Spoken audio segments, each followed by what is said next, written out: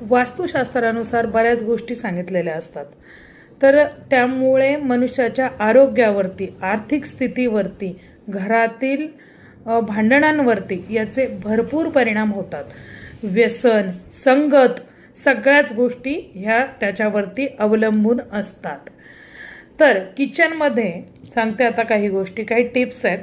किचनमध्ये शेगडी, त्याच्यानंतर किचनमधलंच जे सिंक असतं, म्हणजे जिथे आपण भांडी घासतो ते सिंक, आणि फ्रीज एकाच लाईनीत असू नयेत.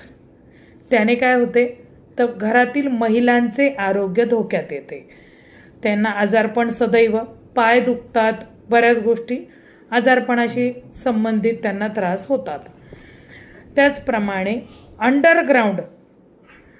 अंडरग्राऊंड वॉटर टँक हा जो आहे, हा कधीही आग्नेय दिशेला अजिबात असू नये. आता बघा, सोप्या शब्दात सांगते, आग्नेय दिशा जी आहे ही अग्नीची आहे, आणि तिथे जर का पाणी आलं तर काय होईल? पाणी पडेल त्याच्यावरती. अग्नीवरती पाणी पडल्यानंतर तो विझतो, आणि तो विझला म्हणजे घरातील तरुण मुलगा, तुमचा जो मुलगा, उद्याचं भविष्य तो चारित्र्याने बिघडतो. व्यसनं बिघडतात त्याची, म्हणजे भरपूर व्यसनं करतो. आई वडिलांचं अजिबात ऐकत नाही, मुलगा फुकट जातो. त्यामुळे तिथे कधीच आग्नेय दिशेला पाणी कधीच असू नये. त्याचप्रमाणे आग्नेय दिशेला बेडरूम सुद्धा असू नये. त्याने पती पत्नींमध्ये अग्नी म्हणजे भांडणं निर्माण होतात.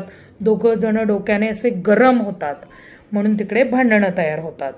डोकेदुखी होते, सदैव डोकं गरम राहतं, चिडचिड होणं, आणि त्यामुळे डोकेदुखीशी संबंधित आजार किंवा तक्रारी, तुमच्या आरोग्याविषयक तक्रारी निर्माण होतात. हार्ट अटॅक, BP वगैरे ह्या गोष्टी तुम्हाला आग्नेय दिशेला बेडरूम असेल तर होतात. त्याचप्रमाणे घराच्या पूर्व दिशेला कधीही कचरा कुंडी असू नये. कचऱ्याचा डस्टबिन सुद्धा तुम्ही तिथे ठेवायचा नाही. घरातील सात्विक ऊर्जा तुमची कमी होते. म्हणजे पूर्व दिशा ही देवांची, पूजेची वगैरे दिशा सांगितलेली आहे. त्या जागेवर जर का तुम्ही कचरा ठेवलात तर काय होईल?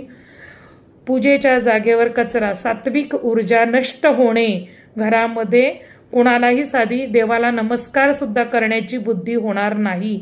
नकारात्मक ऊर्जा वाढेल. तुमच्या घरामध्ये ह्या गोष्टी आहेत का जरा बघा बरं, आणि कमेंट बॉक्समध्ये मला कळवा.